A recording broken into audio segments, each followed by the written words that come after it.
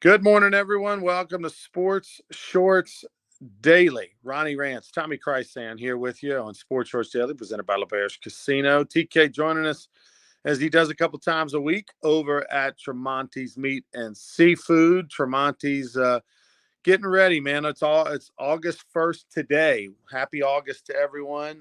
Getting ready for football season. It is about a month away, literally a month away, for LSU football to start their season against USC in Vegas. Mike Tremonti and the gang over there will be the masters of the tailgate, getting all those meats and everything ready for all the cookouts and the tailgate parties and everything are going to take place starting September 1 through Saints and LSU and Southern and everything else. Stop by Tremonti's where TK is right now. Special thanks, shout out to Mike and the gang for all the great food all year long at the Rougarou games, the Tremonti's burgers, which secret ingredient, don't tell them I told you, might have a little brisket in it, might have a little brisket in their burgers, grounded in there. Also, all the hot dogs, all the pulled pork, all the great food over there, the Rougarou sausage. So we appreciate them all season long for being a great sponsor and supporter of the Rougarou. Today, also, Louisiana Sports Hall of Fame presents Sports Shorts Daily. TK rocking his Hall of Fame polo right there. All right, today, a lot to get to. The Olympics are in full swing. There is a giant controversy about two men fighting as women in the boxing division. Unbelievable. We'll talk about that, although a lot of great things to talk about. The United States, of course, a couple days ago, win the women's all-around team title in gymnastics. Simone Biles back doing her thing in a big way. But the controversy involving two dudes fighting as women in boxing is just takes the cake. I mean, of all the controversies, the artistry part, with the opening ceremonies, and some say, the creators of the Olympics said, hey, we're representing Bacchus and the Greek gods, and then we've got others that are offended that are saying no, it's making fun of Christianity and the Last Supper. All that pales in a comparison to two men fighting as women in boxing. We'll get to that in a minute. In Baton Rouge, the annual end of the summer Rotary luncheon where the LSU coach always speaks used to be downtown at Broussard's on Government Street. They moved it to a bigger venue, moved it in the South Stadium over there in Tiger Stadium. Had a ton of people to go hear Brian Kelly speak. The biggest takeaway, I mean, you're not going to get anything from coaches these days. They don't insult the opponent. They don't really give you any insight. Everything's great. Everything's wonderful. Everybody's going to be awesome. The biggest takeaway was what from Brian Kelly's talk yesterday at the Rotary, Tommy? Well, he's all about the defense, the questions on the line in the secondary. He said even the police who escorted him in asked him what about the defense? That's just the question. He addressed it. Guys, he said, have learned to play positions now that better than they maybe did last year, and having the new defensive coaches that are on board with Blake Baker and the others. I mean, he didn't say we can't be worse, but you kind of could read between the lines we're thinking we're going to be better, and they got to be. I think offense is going to be fine for LSU. And a packed house in the South Stadium at LSU. And they got to hear Coach Kelly straight up. And I didn't see it. I read the recap of the whole thing. So that's what we got. LSU football 1 month away in Las Vegas. Yeah. One of those new defensive coaches is Corey Raymond, who, of course, Corey's making his money in recruiting first and foremost and then coaching second, but a great player at LSU and played in the NFL and a longtime coach at big time, a big part of DBU for a decade as an assistant coach. And now he's back after a stint at Florida. Got a chance to visit with him briefly last Saturday, saw him at a boxing event. And we talked for a little bit. Always good to see Corey. I always love it if one of your coaches is a good coach and a good recruiter, but also a former Tiger. It's always got a little extra juice. It was good to see him. Was he playing football when you were playing baseball, or was he right? Yeah, no, I thought it was about the same time. Yeah, we crossed paths. We weren't real tight or anything like that in college. We knew who each other were, and enough to say hello and whatnot. And then, but what happened was Corey ended up moving across the street from my mom and dad in Lafayette when he signed his contract in the NFL. He actually built a house on the same street as my family, Acone Drive in Lafayette. And so He was there. He had that house for at least 10 years, if not, a little longer. And sold it, I guess, when he got done playing and got into coaching and moved elsewhere. But so that's kind of how that was our original connection. And of course, he spent 10 years as an assistant basically at LSU and got to know him, see him all the time. But listen, I really don't have visions of grandeur for this LSU defense. Everybody's optimistic in the summer. Everybody's optimistic until that first game. What did they do on the defensive line to make anyone feel like, oh, I feel so much better? None. They literally couldn't go get any of the main defensive guys that they wanted because they didn't have the money to win those bids in the offseason with the top tier D linemen that were in the transfer portal. So you're basically putting lipstick on a pig and you're selling me that, oh, we got different body types and different sizes and we're going to put different packages. We're going to rotate people in and all that. Okay, great. Didn't you do that last year? Whatever. Didn't you try that last year? So I can the defense be better than it was last year? Absolutely. I mean, it couldn't be worse, right? So it'll be better, but as far as it being good, and I don't know what good is, Tommy, in your opinion, can the defense be top 8 in a 16-team conference? I mean, that's good, right? If you're in the top half of the SEC, because your offense is going to be a top 8 offense. So can your defense be a top 8 defense? If you're able to do that, then you're going to be damn good. You're going to be 10-2, 11-1. But if that defense is in the bottom tier and your defense is 75th to 100 in Division I or worse, then you're not going to hit your goals of 11-1, 10-2. So I agree. I agree with you completely. I mean, well said. I mean, that's it in a breakdown. Okay, like you said, August, everybody's good. Okay, it's August 1st. Everybody's good. Everybody's going to go 12-0. Everybody's going to shut out people every game. Okay, not real. So I'm encouraged by the fact that it's going to be a LSU got to outscore them thing.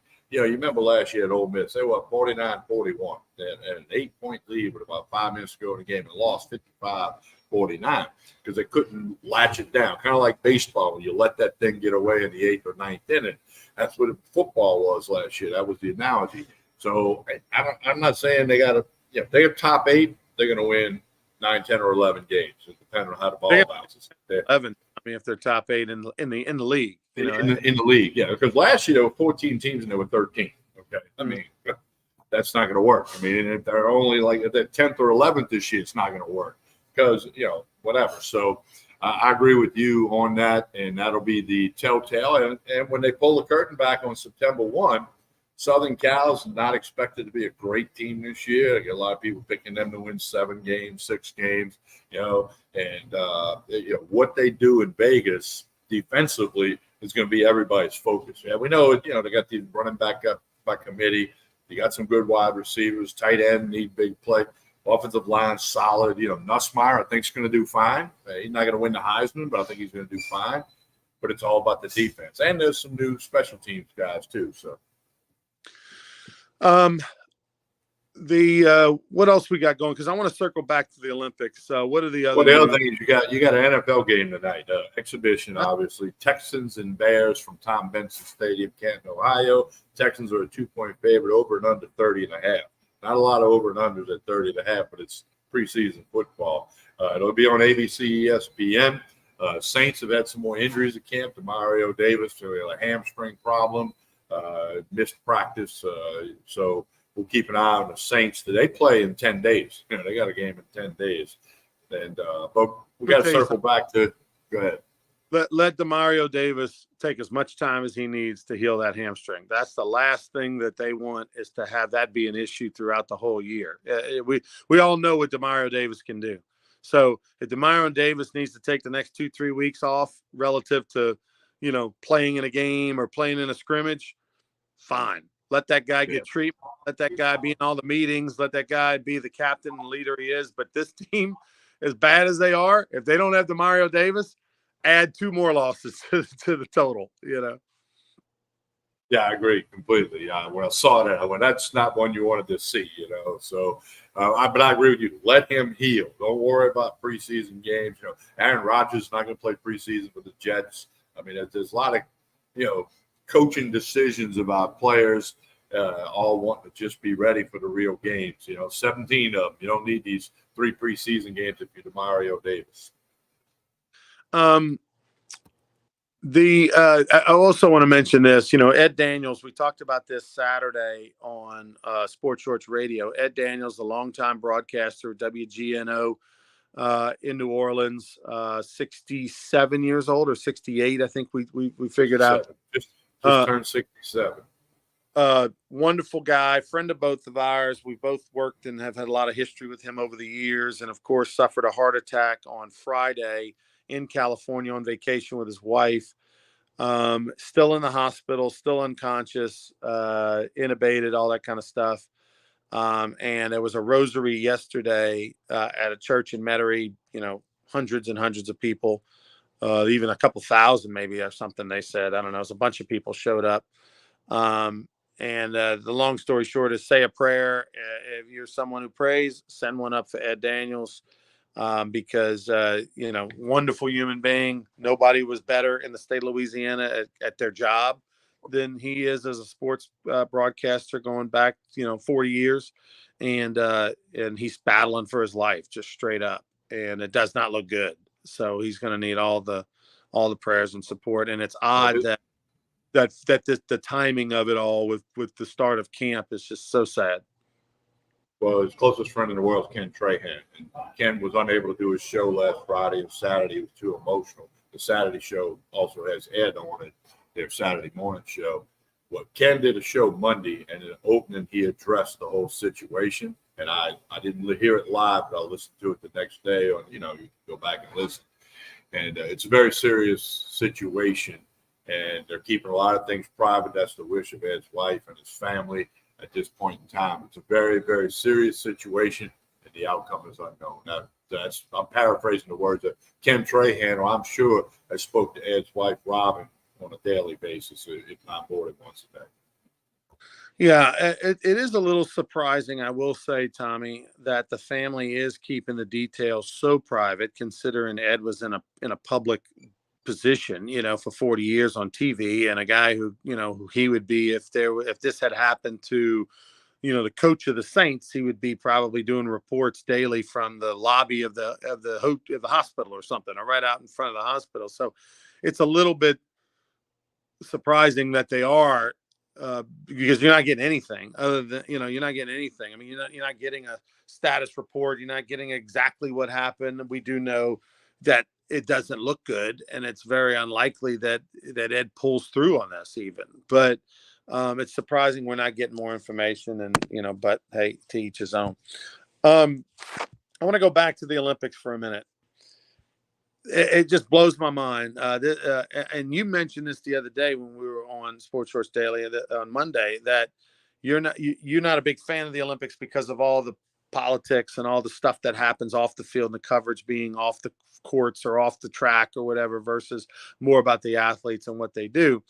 You have watched some Olympics since Monday, you told me. Tell us what you've watched and your reaction to the actual sport of it all.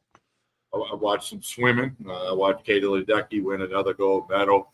I watched a little bit of the boxing because of the controversy there, which we'll get to in a minute. I'm going to watch Mondo Duplantis pole vault later today and tomorrow. I've seen a little bit of the basketball. The 3-on-3 is not going good. Men and women, 3-on-3 USA, both 0-2. I know the men's basketball team, they had that close game in that exhibition game against South Sudan. Well, they didn't cover a 28-point spread. They won by 17 yesterday. So I think they're going to win the gold medal. And the women's team's probably going to win the gold medal in basketball, too. They haven't lost in like 50-something Olympic games, the women. So, but as I said Monday, all the peripheral stuff is turning me, away from having the energy. Say, when I get home, I'm flipping on the Olympics. So, I'm stuck in traffic. Let me do a quick update on the medal count, which I know the medal count USA is winning. They don't have the most goals, but they have the most total medals. So, but the controversy, the biggest thing this morning that happened, and then you got the men's golf. I've watched a very little bit of the men's golf round ones today. You can get all that on Peacock. You got 146 and 126 pound men fighting in women's boxing. And 46 seconds today, it took for what was supposed to be 3 minutes, 3 rounds, 3 minutes. 46 seconds to stop a fight between the man and the woman in the 146 pound class. A girl from Italy who has spent her whole life trying to get to the Olympics and box, and now she's got to fight a man. And it was disgusting. It shouldn't have lasted 46 seconds. That's how brutal it was to watch. It's like one of these videos you see of these muggings on the side of the street, or guys getting sucker punched with not knowing it's coming. It was absurd, and in my opinion, the Olympics should stop these men from. There's another one scheduled to fight today at the 126 pound class. The Olympics should stop these men from fighting women in women's boxing, like 5 minutes ago. So here's the thing that's unbelievable: these two dudes that are fighting as women in the Olympics were not allowed to fight in the world championships because they did a gender test. And, I don't know, what do they do? You pee on a stick like you're pregnant or not pregnant? Or does somebody say, just drop them and let's see? I don't know, but whatever. Well, your DNA would clearly, swab you. Your DNA is going to tell you whether you're a male or a female. If you want to get technical. Can we save the cost of the test, or can we just drop them? You know what I mean? Like, come on. But anyway, the bottom line is that they weren't allowed to fight in the world championships, but they're allowed to fight in the Olympics. Okay. So it's since 1999, the Olympics have had a policy where they do not gender test. It's unbelievable. It's unbelievable. If there was ever a gender rule or a gender test needed, it is for boxing more than anything else, right? We're talking about a sport where you literally punch each other in the face, and we're not going to gender test. We're going to allow dudes to punch women in the face. This is just. It's against the law.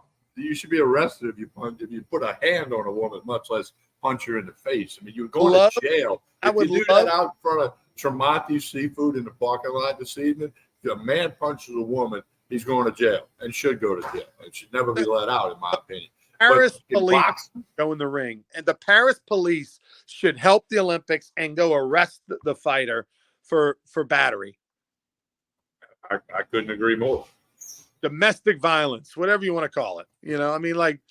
Unbelievable. It's the most ludicrous, absurd thing ever.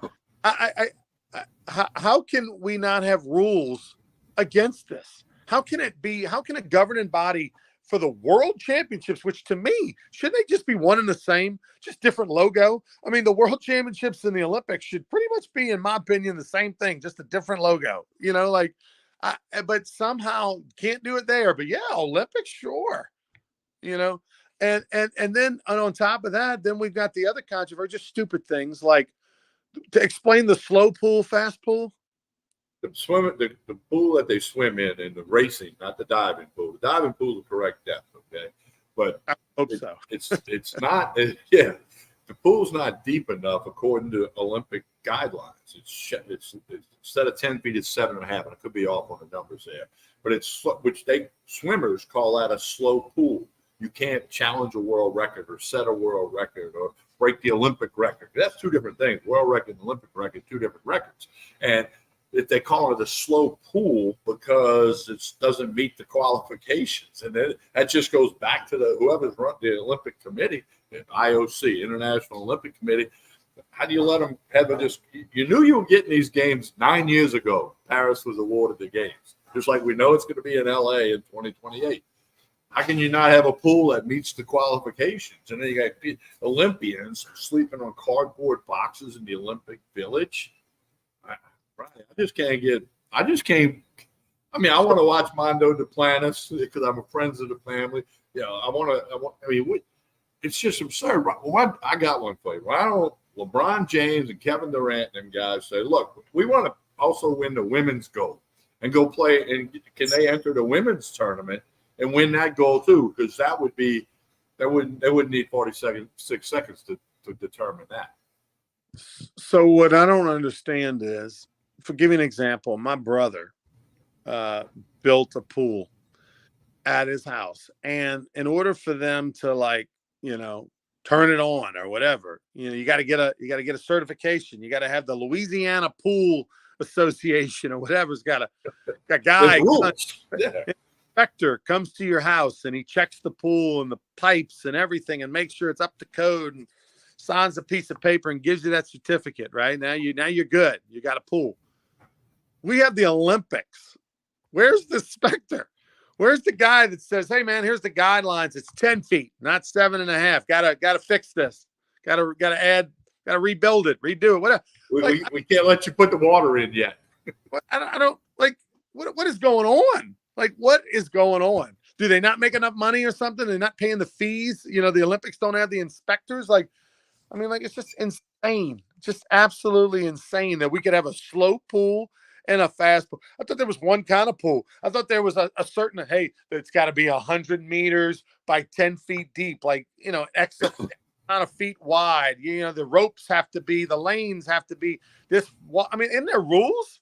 How do you just go, we will have 7.5 feet on our pool? Like, what is going on? Why don't you just say, hey, look, Katie Ledecky, instead of going 1,500 meters, just go 1,200. Okay, we'll call it good after 1,200. And again, you wonder why I haven't gotten all worked up about when I was a kid. I mean, you didn't have 800 TV channels when I was a kid, but you couldn't wait for the Olympics. You couldn't wait. You learned about sports. You learned great stories you learned about countries you didn't know exist. You see a country's name, you go, where's that at? And you'd look it up on the old global thing, that you had, or the encyclopedia. I mean, but now everything from, in my opinion, mocking the Last Supper with the opening ceremonies to men boxing against women and cardboard beds for Olympic athletes. Okay, these aren't. I put a prisoner on a cardboard bed. I don't care. Again, people can choose whether they want to watch it. I choose to watch very little of it. By the way, see the golf. I hope I want to see the golf because I like golf. Here's another Netflix recommendation for you. Not that you'll ever watch it, but I guess it's for the three people watching us. I let them to Your Honor, which was a Showtime series. There was 2 seasons of it. The whole thing is taped and filmed in New Orleans and the surrounding area. Like, when I say the whole thing, Tommy, the whole thing. So you'll get a kick out of it because you missed the New Orleans and you get a chance to see it all. But it's got 2 seasons. It's fantastic. The star of Breaking Bad is the star in Your Honor. The premise is this, Tommy. If this doesn't hook you, I got nothing for you. I can't ever get you to watch a show if this doesn't hook you. The guy is a judge. His son is a 17-year-old who hit and runs, kills a guy on a motorcycle, another 17-year-old on a motorcycle, who's the head of the largest crime family's son. And then, he doesn't realize it when he accidentally hits and kills the kid on the motorcycle, that's the crime family boss's son, but he leaves him dead on the side of the road. And then and that's episode 1. That's how it starts. And then you got this judge's son and the crime family and the whole 9 yards. It's pretty incredible. So great show, Your Honor. You need a binge on it, Tommy. It's 10 episodes per season, 2 seasons. That's it. Hey, I got to go. Tell us about Tremonti's. We'll be back on the air tomorrow morning for more Olympic coverage presented by Louisiana Sports Hall of Fame and the Baton Rouge Rougarou. Tell us about Tremonti's, TK. The lunch special today, the brisket plate, some brisket, some sausage, all of that. They got everything you need for the weekend. Get you ready for football season. Tailgating, home gating, the meat, the seafood, the wine, the liquor. They got it all at Tremonti's. Jefferson Highway, right down the street from Parkview Baptist Church and School. Here's what I haven't said this in a while. If you haven't been in here, you need to stop and look. You walk in here, you walk around. It's not a big place.